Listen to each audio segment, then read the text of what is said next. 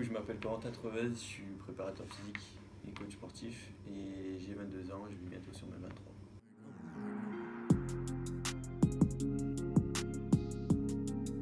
Cristiano.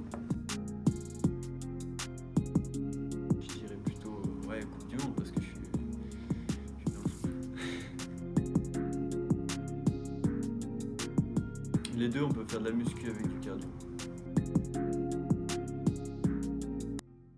Alors un bilan, c'est quelque chose qui va me permettre de faire un petit descriptif de la personne, de réellement la connaître, savoir ses antécédents, ce qu'elle fait dans la vie, ce qui va me permettre de pouvoir gérer quand on va pouvoir faire une séance, comment on va pouvoir la faire parce que madame ou monsieur ou un joueur ou un athlète a déjà eu, je sais pas, par exemple des cours ou sa journée professionnelle a été longue, etc. Donc tous ces paramètres-là sont à prendre en compte.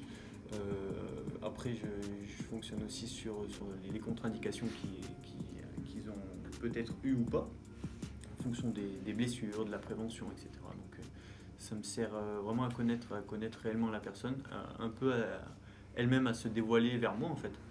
Et c'est ça qui crée ce lien relationnel. Et du coup, ça permet de créer un profil du client ou du joueur et de l'amener réellement à son objectif et sans le blesser et pour qu'il soit accompli quoi, sur les séances.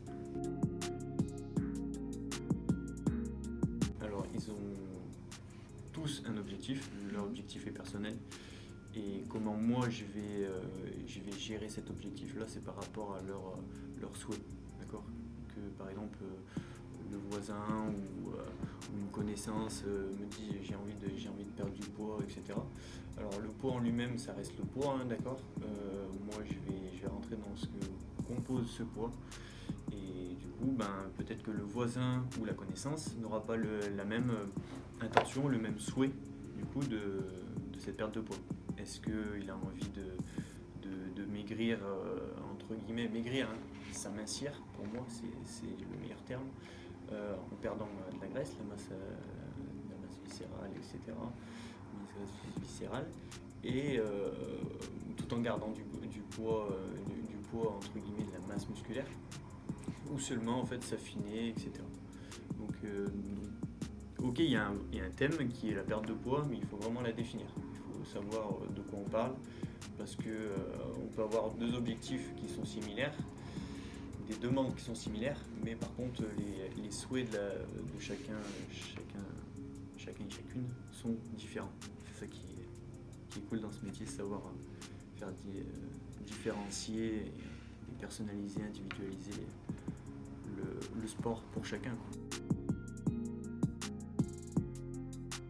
Alors, je vais parler de la notion de plaisir.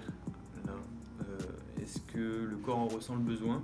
Chacun est libre de dire oui, j'en ai le besoin, ou chacun est à l'écoute de son corps, doit être à l'écoute de son corps surtout, de par son bien-être et puis de son envie surtout.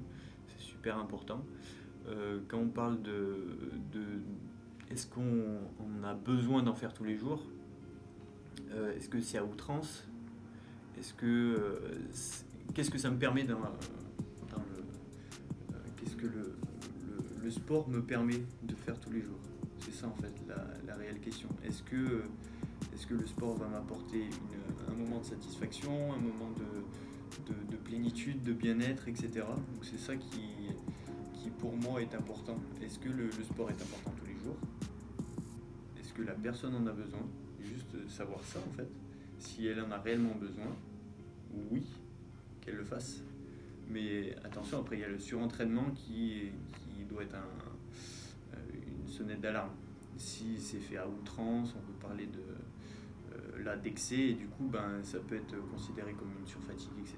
Et du coup ça sera plus, le message ne sera plus le même, ce sera plus le fait de véhiculer le message de plénitude, ok, je suis maintenant déstressé, je vais bien, etc. J'ai passé un bon moment parce que le sport m'a apporté un moment de satisfaction, mais ça sera plus en fait là j'en ai fait trop, je suis encore plus fatigué, ça va encore plus créer du stress parce qu'il faut savoir que le sport c'est quand même une source de stress, d'accord?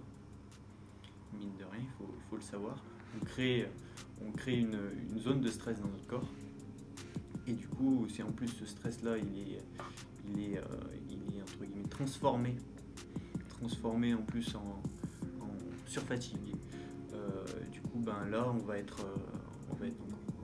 pas être dans la même sollicitation de ce qu'on recherche, pas dans l'anxiété, on sera plus dans encore plus d'anxiété, encore plus de fatigue, dans le domaine du travail on sera peut-être moins performant, etc.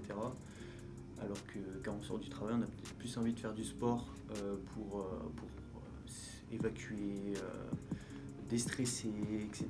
C'est ça qui est important avec le sport. Donc est-ce qu'on en a besoin tous les jours? Ça c'est voir avec la personne.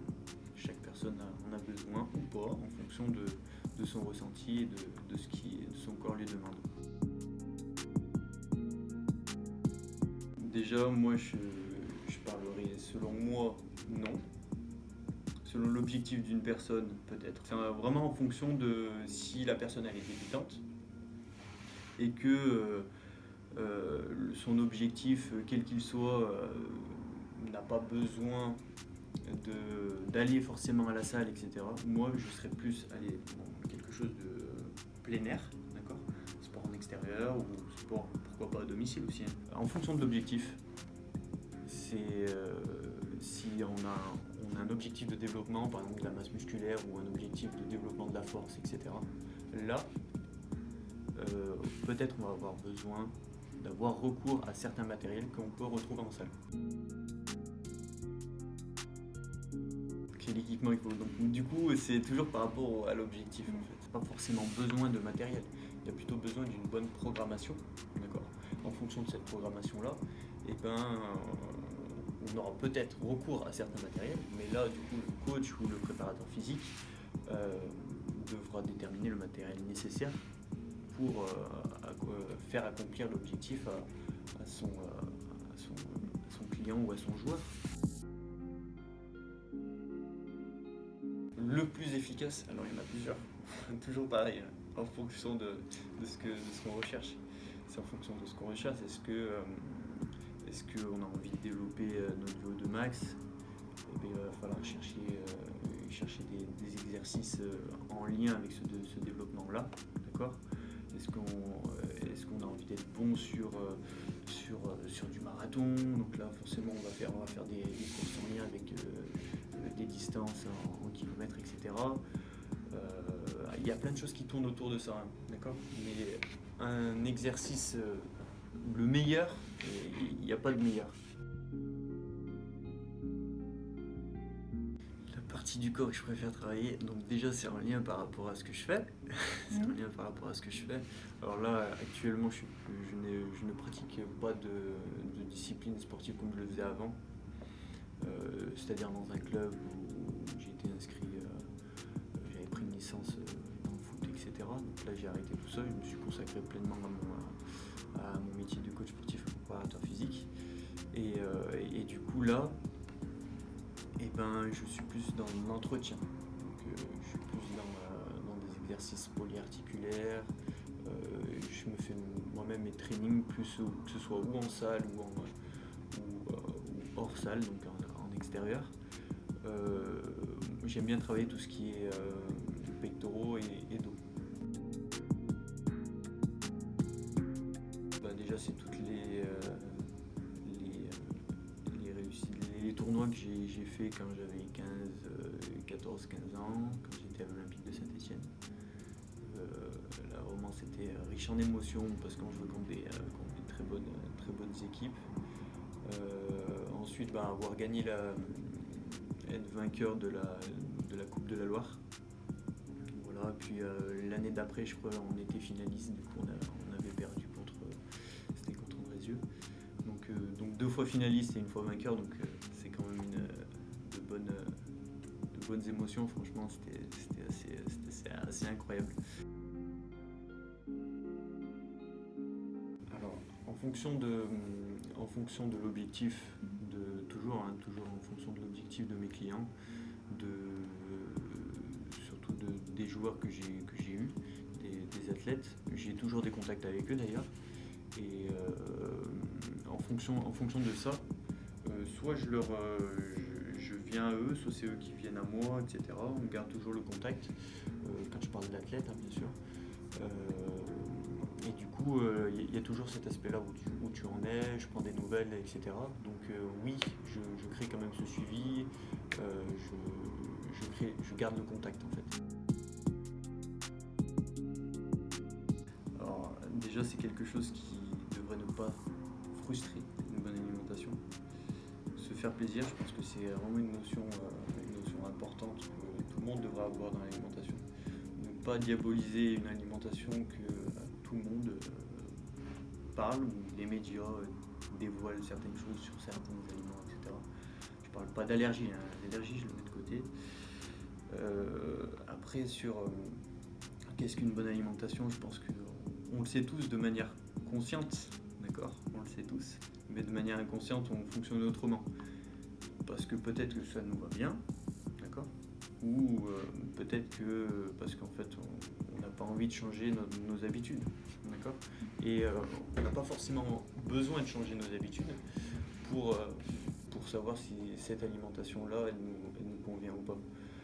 Je pense que c'est important de connaître les notions de l'alimentation sur ce qui est les macronutriments, ce que sont les macronutriments. Les macronutriments, ce sont les lipides, les glucides et les protéines.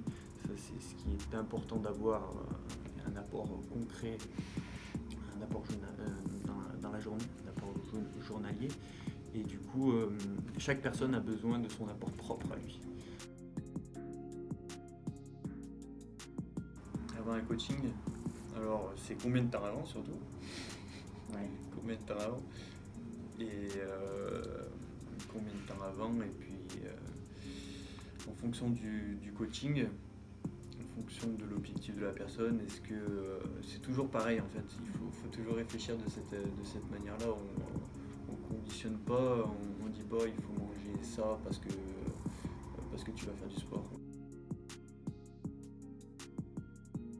Zidane, il a démontré humble, une humilité,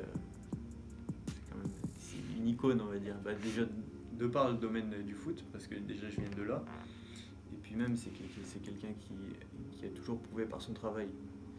Il a toujours travaillé, j'ai regardé pas mal d'interviews en plus de ça, et du coup non, il a toujours prouvé qu'il a travaillé, et puis il avait même pas besoin de prouver parce qu'il travaillait en fait.